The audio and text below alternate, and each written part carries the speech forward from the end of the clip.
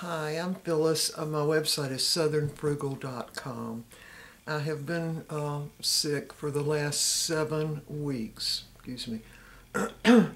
And so I wanted to just come back and tell y'all a little bit about it so you'll know I haven't just been ignoring you. I have been to the emergency room 12 times, including about 3 days ago, for severe pain in my abdomen. And so when this first started, I think it was about the 15th of February, was the first time I went to the emergency room at a smaller hospital over in the next county. And of course, the first thing they do is check your blood work. And the doctor came back in and said, "You've got fantastic blood work." And so that kind of made it so what could be wrong with you?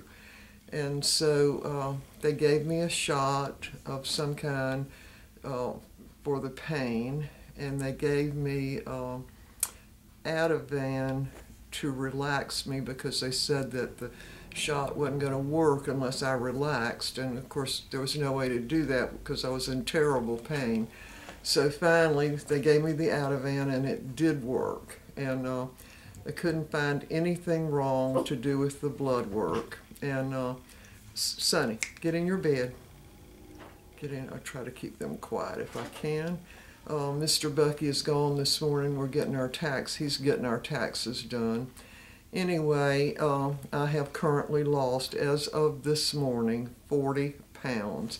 You probably can't tell from you can in my neck and probably my face, but anyway, so I went from that hospital to a larger hospital in the other county next to us, and they couldn't find anything either. They also came back in and said, "This blood work is really good." And I told them I had been drinking green smoothies, so they checked my oxalates. I think that's the way you say it.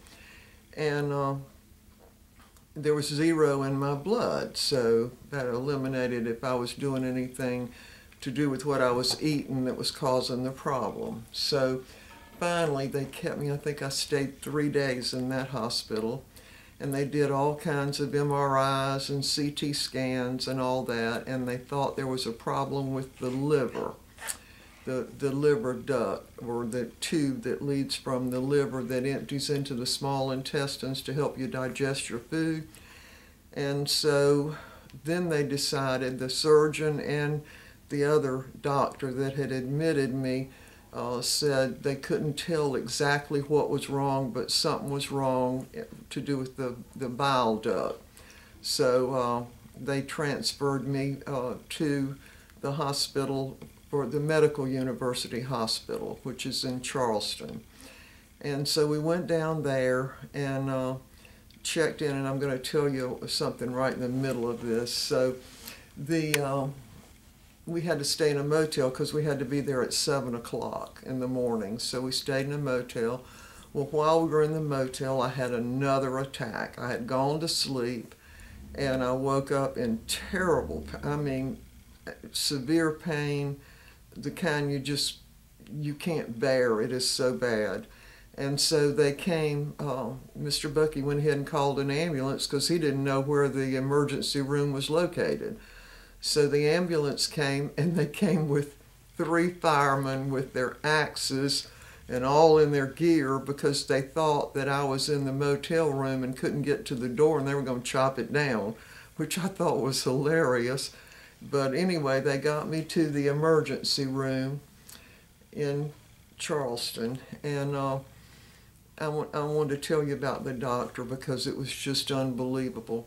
They had put me in a room, and so in the emergency room, and they said, "Well, we can't give you oxygen because oxygen is medication and you've got to see the doctor first." And I said, "Well, okay," but I was very short of breath. And they say that happens with this kind of thing. You get short of breath. So finally, they had got me in a position that was really uncomfortable. Then I started throwing up. Oh, and they give you a little bag, a little plastic thing to throw up in, and I threw up and I threw up, and then I had dry heaves. Trying not to be too dramatic here, but there was a gentleman walking by my door because the door was open, and I said, "Excuse me, could you come and put the back of my bed back just a little bit?" And he said, "Sure." Yeah, he didn't have on a doctor's, that white little thing they wear or anything, and I just didn't know who he was, but he came in and he let the bed back a little bit. Of course, I was dry heaving at that point. He was sort of asking me why I was there, and I told him about the severe pain, and at that point it was coming in waves. And I got a wave while he was standing right there. It was awful. And of course you start shaking and all that and dry heaving at the same time. And so this doc, he told me, he was the head doctor there at the emergency room, and I felt kind of embarrassed because he didn't have on one of those robes or anything. And he said, "Let's see if we can't find out what's wrong with you." And I said, "Well, wait a minute, because I'm getting ready to have another one of those pains." It was the worst ever. And he literally took my head, kind of wrapped me in his arms and held me real tight. And I mean, my head was just shaking. And I told him that I had an appointment with the specialist there the next morning at 7, and I said, "I don't want to miss that appointment." And he said, "We're going to fix that for you." And he did. But the point was that when he just held my head, he put his and just held it really tight, and somehow that helped. I don't know how, but it helped take the pain away. I will never forget that doctor. He was an older gentleman, and he just was wonderful. He got on the computer and fixed the thing for the appointment, and that surgeon came to see me the next morning. So I couldn't have been happier with that particular doctor. And so anyway, after that, they kept me, I think, 3 days, and more MRIs, more tests, and I also had the test where they put the tube down your throat and they can somehow do a C-scan using some kind of instrument that's actually down in your stomach. Excuse me. And so when they did that, they found out that the bile duct, the main duct that comes from the liver and the gallbladder comes in there, and at the end of it, the pancreas also comes in there. All that's to help you digest your food. So they found out it had collapsed. That was what was wrong the whole time.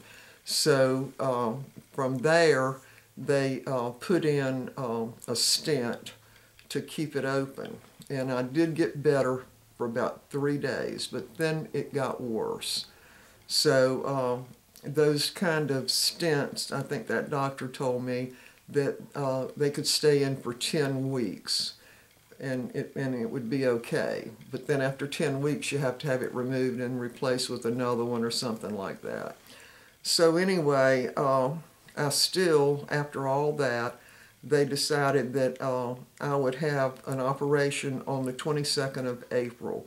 So I'm in the position now where I've got to make it to the 22nd of April to have the surgery. So what they're going to do is take another duct. Your liver's got another one that they can get to, but they're going to actually remove half my liver, which probably got damaged with all the backup of the bile. So when they checked my bile the first time at the smaller hospital, it was only a little elevated, like just a little bit.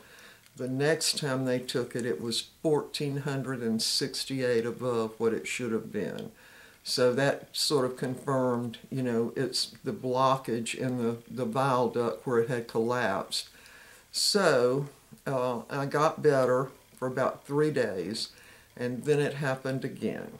And then it happened again after that. So I was back at the regular hospital, and at that point, when they would have to give me the shot to kill the pain, that time they gave me a knockout shot. I mean, it knocked me out. But when I woke up, I was not in pain. So All this I ended up, because all the attacks happened at night, every one of them. It was always at night after I had already gone to sleep. So they told me I should try to take the pain pills before I went to bed. That way I'd have it in my system and all that. So anyway, to make a long story short, last night is the first night I slept all through the night, and I woke up no pain. So of course I'm feeling a lot better this morning. Still a little weak and dizzy sometimes, but I feel a lot better. So I really do need prayer, and I need it bad. So to be able to get through the operation, which is again going to be on the 22nd, and then after that it will be 6 to 8 weeks before I'm back to normal. Now the interesting thing is they are taking out 1/2 of my liver, just taking it out, so they can get to the tube that they need that's good. They've already checked that. So what happens is when part of your liver is removed, that they actually told me that they can take everything out from the liver up to 15%, about leaving only 15%, and your liver will completely regenerate itself. So that was, they say it's the only organ in the body that can regenerate itself. So anyway, that's what they're going to do. Now the damage came from blocking the bile duct. That's the thing that caused all the not blocking it, but it collapsed in the middle. And normally when that happens, I see our garbage men are coming, so the dogs are inside, by the way. When that happens, depending on where it collapses, they can just piece it back together and everything's fine. But in my case, it collapsed right in the middle, so they don't have enough to reconnect, take that part out that's collapsed and redo it, just reconnect it. There's not enough there, so they're going to have to do it another way. But anyway, they said that once they do that, hush, hush, hush. Once they do that, then the pain is going to end, and I can't wait. I mean, I wish the surgeon could do it earlier, but they're the foremost experts in our state, so that's where I have to be. And so I'll tell you about the shots they give me. Apparently, I don't do anything when I get morphine, just has zero effect. And so I don't know what it is they give me, but it's something that's pretty powerful, and it works. So the pattern for this has always been I wake up in the middle of the night, 2 or 3 o'clock in the morning, and am just in absolute agony. And they said, well, is this, how would you rate this, a 1 to a 10? And I said, well, it's way beyond 10, I can tell you. And of course my blood pressure would go way up. At one point they thought I had diabetes. I got checked for everything imaginable.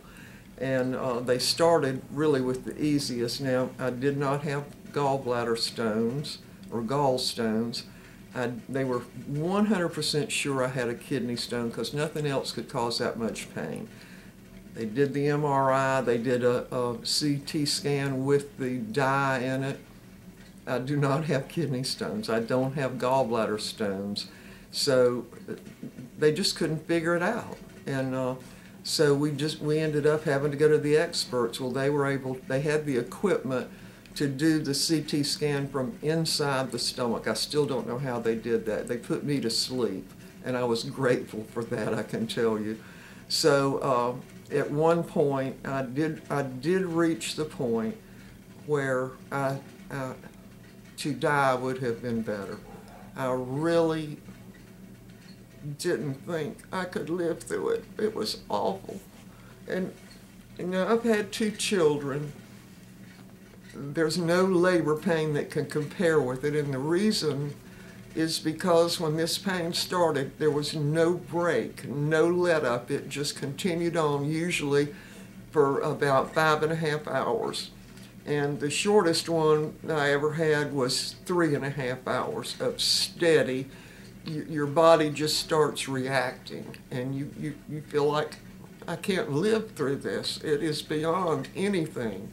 And so then they started giving me the shots, and they worked.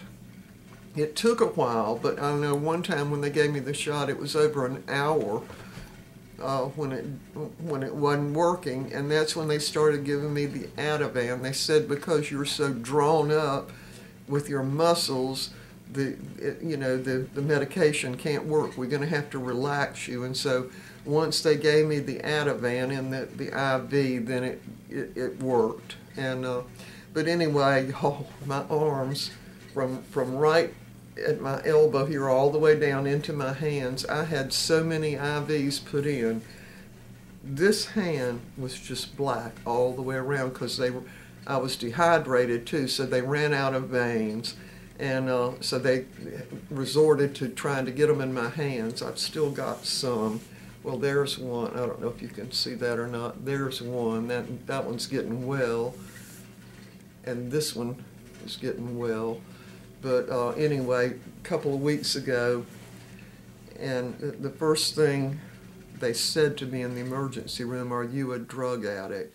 Because they looked at my arms, and I said, "No, I'm not a drug addict. I don't drink, and I don't have cirrhosis of the liver or anything like that." And of course, then they could pull up my chart and see what was going on. So anyway, the last time they did give me something that just totally knocked me out, and I was so thankful for that. And of course, then once I woke up and Mr. Bucky got me home, I went to bed and I slept for hours and hours, and the pain was gone. So anyway, that's where I've been, y'all, and I wish I had been making videos and cooking and all that, but I wasn't. I was very, very sick. So, and again, as of this morning, I have lost 40 pounds. So my clothes are just hanging on me. Of course, I might have to get a new wardrobe, right? I might. And even my shoes are I've lost weight in my feet even. And my shoes are too big. I'm having trouble keeping my shoes on. So anyway, y'all, I'm probably not going to make another video again until the operation is over and I'm well enough to do a video. But during this time, Mr. Bucky and I have come up with some recipes that were easy to make, and we made everything at one time, and it worked real well. Now my battery's getting ready to go out. So anyway, y'all, I do need prayer, and I need a lot of it. So. And I can't read the comments because I have to lay down a lot and I have to be in the recliner. So anyway, we will see y'all next time. And remember, I really need prayers. Thank you. Bye for now.